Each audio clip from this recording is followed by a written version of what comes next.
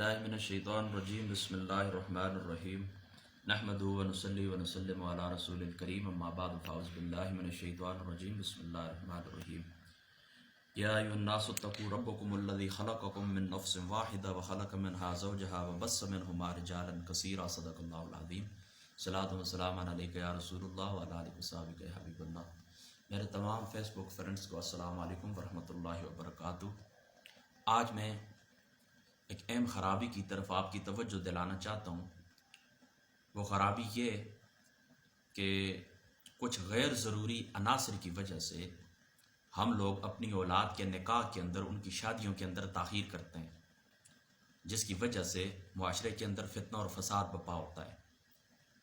اور آپ لوگ خود اس بات کے گواہ ہیں۔ آپ دیکھ لیں کہ ان معاملات کی وجہ سے، یعنی وقت کے اوپر شادیاں نہ ہونے کی وجہ سے معاشرہ کس تنزلی کا شکار ہو چکا ہے۔ دوستو، یہ بات یاد رکھنا کہ اللہ تعالیٰ نے انسان کو پیدا فرمایا، انسان کو اللہ تعالیٰ نے پیدا فرمایا، مردوں عورتوں کو اللہ تعالیٰ نے پیدا فرمایا، اور پھر چونکہ اللہ تعالیٰ نے نسل انسانی کو چلانا تھا، لہذا اللہ تعالیٰ نے ان دونوں کی احتیاج ایک دوسرے کی طرف رکھ دی ہے۔ تو اللہ تعالیٰ نے انسان کی جبلت کے اندر، انسان کی فطرت کے اندر صنف مخالف کی اللہ تعالیٰ نے مختاجی رکھی ہے۔ تو جب ہم لوگ اس راستے کے اندر رکاوٹ بنتے ہیں تو گویا کو ہم اللہ تعالیٰ کی فطرت کو مسخ کرنے کی کوشش کرتے ہیں، فطرت کے ساتھ لڑنے کی کوشش کرتے ہیں۔ اور جو بندہ فطرت کے ساتھ ٹکراتا ہے، فطرت کے ساتھ لڑتا ہے، فطرت اس کو نیچے بچھاڑ دیتی ہے، اور وہ انسان نقصان کرتا ہے، اپنا دنیا کا نقصان بھی ہوتا ہے، آخرت کا نقصان بھی ہے۔ دیکھیں، جو آیت کریمہ میں نے آپ لوگوں کے سامنے تلاوت کی ہے، اس میں اللہ تعالیٰ نے واضح طور پر فرمایا کہ الذی خلقکم من نفس واحدہ وخلق منہا زوجہا، کہ اللہ تعالیٰ نے تمہیں ایک جان سے پیدا کیا، اور پھر اسی کریم رب نے کیا کیا، ان میں سے جوڑا بنایا، وبث منہما رجالا کثیرا، پھر اللہ تعالیٰ نے اسی سے آگے افراد کو پھیلا دیا۔ یعنی نسل انسانی کی جو بقا ہے، یہ اللہ تعالیٰ نے نکاح کے ساتھ فٹ کر دی ہے۔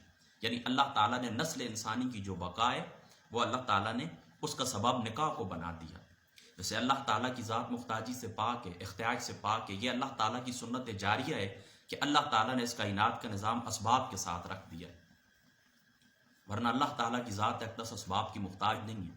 دیکھیں، اللہ تعالیٰ نے حضرت حوا کو حضرت آدم کی پسلی سے پیدا فرمایا، بغیر ماں کے ان کی تخلیق فرمائی، تاکہ عورتیں یہ نہ کہہ سکیں، خواتین اور لڑکیاں یہ نہ کہہ سکیں کہ اگر ہم کائنات کے اندر نہ ہوتی تو اس کائنات کا نظام کیسے چلتا۔ اور دوسری طرف آپ دیکھیں کہ اللہ تعالیٰ نے حضرت عیسیٰ علیہ السلام کو حضرت مریم سے پیدا فرما کر، بغیر باپ کے پیدا فرما کے، اللہ تعالیٰ نے اپنی قدرت یہ بھی دکھلا دی کہ کل مرد نہ کہہ سکے کہ اگر ہم کائنات کے اندر نہ ہوتے تو اس کائنات کا نظام نہ چلتا۔ یعنی بغیر اسباب کے بھی اللہ تعالیٰ چلانا چاہتا تو اس کائنات کو چلا سکتا تھا، لیکن اللہ تعالیٰ نے اس کائنات کو اسباب کے ساتھ مشروط فرما دیا۔ بالکل اسی طرح اللہ تعالیٰ نے نسل انسانی کی بقا کے لیے اللہ تعالیٰ نے اس کا سبب نکاح کو رکھ دیا۔ ایک دوسرے کی اللہ تعالیٰ نے فطرت کے اندر احتیاجی رکھی ہے، لہٰذا یہ جو فطرت تقاضے ہیں، فطرتی تقاضے ہیں، ان کو پورا کرنے کے لیے اللہ تعالیٰ نے ایک جائز راستہ بھی مقرر کر دیا، لہٰذا اس جائز راستے کے اندر ہمیں رکاوٹ نہیں بننی چاہیے۔ کبھی تو ہم دولت کو دیکھتے ہیں، کبھی سٹیٹس کو دیکھتے ہیں، کبھی اس ڈر سے اپنی بیٹیوں کا رشتہ نہیں دیتے کہ ہو سکتا ہے اس کے ساتھ یہ کئی کنال کی زمین ہے، جائیداد ہے، کوٹیاں یہ چلی جائیں گی، اور کئی دفعہ اپنا سٹیٹس بلند کرنے کے لیے چلو اس شخص کو رشتہ دیتے نہیں ہیں یا اس کے گھر سے رشتہ کرتے نہیں ہیں، یہ ہمارے معیار کا نہیں ہے۔ نہیں، دیکھو، آقا علیہ السلام نے دوستو ارشاد فرمایا، یہ روایت ہے جامع ترمذی کی، آقا علیہ السلام نے فرمایا کہ جب تمہیں رشتہ پیش کیا جائے، جب تمہیں رشتہ پیش کیا جائے تو فرمایا اس شخص کے تم دین سے اور اخلاق سے اگر مطمئن ہو تو ہاں کر دو، رشتہ دے دو، رشتہ قبول کر لو۔ اگر ایسا نہیں کرو گے تو کیا ہوگا؟ فتنہ اور فساد پھیلے گا زمین کے اندر۔ آقا علیہ السلام نے فرمایا کہ فساد عریض، ایک وسیع فساد پیدا ہو جائے گا، وسیع فساد پیدا ہوگا۔ آپ اس کا مطلب سمجھ گئے نا؟ ہاں، یعنی رشتہ دینے کے لیے شرط آقا علیہ السلام نے کیا رکھی کہ اس کا اخلاق اور اس کا دین۔ اب ایمانداری سے آپ بتائیں کہ جس معاشرے کے اندر ہم زندہ ہیں، کیا یہاں پر اخلاق اور دین کی بنیاد پر رشتہ دیا جاتا ہے یا صرف اور صرف دولت کو ترجیح دی جاتی ہے؟ حالانکہ دوسرے مقام کے اوپر آقا علیہ السلام نے فرمایا، جامع ترمذی شریف کی روایت ہے، آقا علیہ السلام نے فرمایا کہ لڑکیوں سے نکاح کیا جاتا ہے کس بنا پر؟ فرمایا ان کے حسن کی بنا پر، حسن و جمال کی بنا پر، ان کے نسب کی بنا پر، اور تیسرا ان کی دولت کی بنا پر، اور چوتھا دین کی بنا پر۔ تو آقا علیہ الصلوۃ والسلام نے فرمایا ان چاروں چیزوں میں سے تم دین کو مقدم رکھو۔ تو آقا علیہ الصلوۃ والسلام کی تعلیمات تو یہ ہیں کہ آقا علیہ الصلوۃ والسلام تو یہ فرمائیں تم دین کو مقدم سمجھو، تم اخلاق کو مقدم سمجھو، تم دین کو اور اخلاق کو مقدم سمجھو۔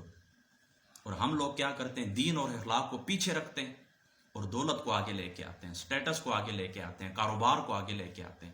یہ تو اللہ تعالیٰ کا وعدہ ہے۔ اللہ تعالیٰ فرماتا ہے فَانكِحُوا الْأَيَّامَ مِنكُمْ وَالصَّالِحِينَ مِنْ عِبَادِكُمْ إِنْ يَكُونُوا فُقَرَاءَ يُغْنِهُمُ اللَّهُ مِنْ فَضْلِهِ۔ فرمایا نکاح کرو، اگر تم فقر کا ڈر رکھتے ہو تو اللہ تعالیٰ تمہیں غنی کر دیں گے نکاح کے بعد۔ یہ نکاح کی برکت ہے۔ إِنْ يَكُونُوا فُقَرَاءَ يُغْنِهُمُ اللَّهُ مِنْ فَضْلِهِ، اللہ تعالیٰ اپنے فضل سے غنی فرما دیں گے۔ اور مشکات شریف کی روایت ہے، آقا علیہ الصلوۃ والسلام نے فرمایا کہ جب تمہاری اولاد بالغ ہو جائے تو اس کا نکاح کرو۔ اگر تم نکاح نہیں کرو گے تو اگر وہ کسی برائی کے اندر پڑ گیا، کسی برائی کے اندر اس کا قدم پھسل گیا، تو جتنا گناہ اس کے اوپر ہے اتنا گناہ تمہارے اوپر ہے۔ تو دوستوں ہمیں اس چیز کے اوپر غور کرنا چاہیے۔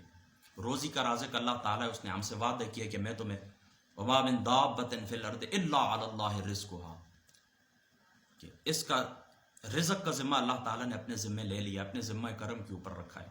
اور اللہ تعالیٰ نے یہ وعدہ بھی فرمایا کہ تم نکاح کرو تو میں کیا کروں گا؟ اپنے فضل سے تمہیں غنی کروں گا۔ خود آقا علیہ الصلوۃ والسلام نے فرمایا، جامع ترمذی شریف کی روایت ہے، حضرت ابو ایوب انصاری رضی اللہ تعالیٰ عنہ آپ اس حدیث پاک کے راوی ہیں کہ آقا علیہ الصلوۃ والسلام نے فرمایا چار چیزیں، ایک حیا کرنا، عطر لگانا، مسواک کرنا اور نکاح کرنا۔ فرمایا یہ میری سنت ہے، تمام انبیاء کی سنت ہے۔ فرمایا یہ چار چیزیں تمام انبیاء کی سنت ہے۔ تو دوستو نکاح کے متعلق یہ اللہ تعالیٰ اور اس کے رسول کی یہ تعلیمات ہیں۔ اور میں اس حدیث پاک کو پھر دہراتا ہوں کہ آقا علیہ الصلوۃ والسلام نے فرمایا دین اور اخلاق کو دیکھو، اگر دین اور اخلاق سے تم مطمئن ہو، بے شک جامع ترمذی شریف کتاب النکاح کو آپ خود اٹھا کے دیکھ لیں، فرمایا دین اور اخلاق سے اگر تم مطمئن ہو تو اپنی بیٹیوں کا نکاح کر دو، اپنی اولاد کا نکاح کر دو۔ اگر ایسا نہیں کرو گے تو فساد پھیلے گا۔ اس کے ضمن کے اندر محدثین لکھتے ہیں فساد و نریس کا کیا معنی؟ فساد و نریس کا یہ معنی ہے کہ پھر جیسے میں نے آپ کو پہلے بتا دیا کہ اللہ تعالیٰ نے دونوں کی، مرد کی عورت کے اندر، عورت کی مرد کے اندر اللہ تعالیٰ نے جو فطری مفتاجی رکھی ہے، تو جب آپ لوگ دین اور اخلاق کو مقدم نہیں سمجھیں گے تو آپ سارے لوگ تو دولت والے پیسے والے نہیں ہوتے۔ تو جب آپ لوگ رکاوٹ بن جائیں گے تو اللہ تعالیٰ نے تو ان کے اندر مفتاجی رکھی ہے، ضرورت رکھی ہے، لہذا جائز راستہ جب ضرورت پوری کرنے کا نہیں ہوگا تو پھر وہ غلط راستہ اختیار کریں گے، وہ دوسرے راستے کے اوپر چل پڑیں گے۔ جب وہ دوسرے راستے کے اوپر چل پڑیں گے تو پھر فساد و نریز ہی ہوگا، زمین کے اندر فساد پھیلے گا، پھر قتل و غارت ہوگی، پھر ناجائز لوگوں کا دنیا کے اندر ظہور ہوگا۔ اسی کو فساد و نریز سے محدثین نے تعبیر کیا ہے کہ فساد و نریز کا یہی معنی ہے کہ اگر کسی کی بہن یا بیٹی کا کوئی معاملہ اس طریقے سے ہو جائے تو پھر کیا کرتے ہیں لوگ؟ قتل و غارت کرتے ہیں۔ پھر اس طریقے سے ہوتا ہے کہ معاملات پھر خرابی کی طرف چل پڑتے ہیں۔ پھر آگے جو لوگ پیدا ہوتے ہیں، ظاہر سی بات ہے کہ بغیر نکاح کے جو شخص دنیا کے اندر آئے وہ کون ہوتا ہے؟ لہذا اللہ تعالیٰ کے احکام کو سامنے رکھیں، آقا علیہ الصلوۃ والسلام کے فرامین کو سامنے رکھیں۔ ہماری جو بیٹیاں ہیں، ہماری جو بہنیں ہیں، وراثت کے اندر ان کا حق اللہ تعالیٰ نے خود رکھا ہے۔ وہ ان کا حق کہ میں اور آپ کون ہوتے ہیں ان دینے والے؟ وہ جو زمین کے اندر ان کا حق ہے وہ اللہ تعالیٰ نے رکھا ہے، جائیداد کے اندر حق ان کا اللہ تعالیٰ نے رکھا ہے، دولت کے اندر حق ان کا اللہ تعالیٰ نے رکھا ہے، یہ شے ہی ان کی ہے، ہم لوگ قابض ہو کے بیٹھے ہوئے ہیں۔ لہذا اس ڈر سے بھی اپنی بیٹیوں کا نکاح مت روکیں کہ ہم ان کا نکاح کر دیں گے تو اتنی جائیداد باہر چلی جائے گی، اتنی زمین باہر چلی جائے گی۔ نہیں، وہ آپ کی ہے ہی نہیں، وہ ہے ہی ان کی، اللہ تعالیٰ نے ان کو عطا کی ہے، آپ صرف اور صرف نگران ہیں۔ لہذا اس بات کے اوپر آپ کو غور کرنا چاہیے، اور جب وقت آ جائے، اولاد بالغ ہو جائے اور کوئی شرعی رکاوٹ نہ ہو، کوئی شرعی رکاوٹ درمیان کے اندر نہ ہو، بیٹیوں کا رشتہ آئے تو اخلاق اور دین کو دیکھ کر ہاں کر دو، ان کا نکاح کر دو، اللہ کی ذات اقدس کے اوپر توکل کر کے ان کا نکاح کر دو۔ اور اسی طریقے سے جب رشتہ لینے کے لیے جائیں اپنے بیٹے کے لیے تو وہاں پر بھی آقا علیہ الصلوۃ والسلام کے اس فرمان کو سامنے رکھیں کہ حضور علیہ الصلوۃ والسلام نے فرمایا کہ لڑکی سے نکاح کیا جاتا ہے چار چیزوں کی بنیاد پر، ایک ان کا مال، جمال، نسب اور دین۔ تو فرمایا تم دین کو مقدم سمجھو، بس دینداری کی بنیاد پر نکاح کریں بھی اور دینداری کی بنیاد پر نکاح کروائیں بھی۔ اپنی اولاد کا نکاح، اپنے بیٹے کا نکاح کرنا ہے تب بھی بنیاد دینداری ہونی چاہیے، اور اپنی بیٹی کا نکاح کرنا ہے، کسی کے گھر بیٹی بھیجنی ہے تو صرف اور صرف اس کی دینداری کو آپ نے مقدم رکھنا ہے۔ جب ایسا کریں گے تو ہم اللہ تعالیٰ کی بارگاہ کے اندر، اس کے رسول پاک صلی اللہ تعالیٰ علیہ وآلہ وسلم آپ کی بارگاہ کے اندر سرخرو ہوں گے، اس کائنات کے اندر فتنے اور فساد کم ہوں گے، اور اللہ تعالیٰ کی بارگاہ کے اندر، رسول اللہ کی بارگاہ کے اندر ہم سرخرو ہوں گے، اور دنیا آخرت ہر مقام کے اوپر اللہ تعالیٰ ہمیں بلندیاں، عروج اور سرخرو فرمائیں گے۔ السلام علیکم ورحمۃ اللہ وبرکاتہ۔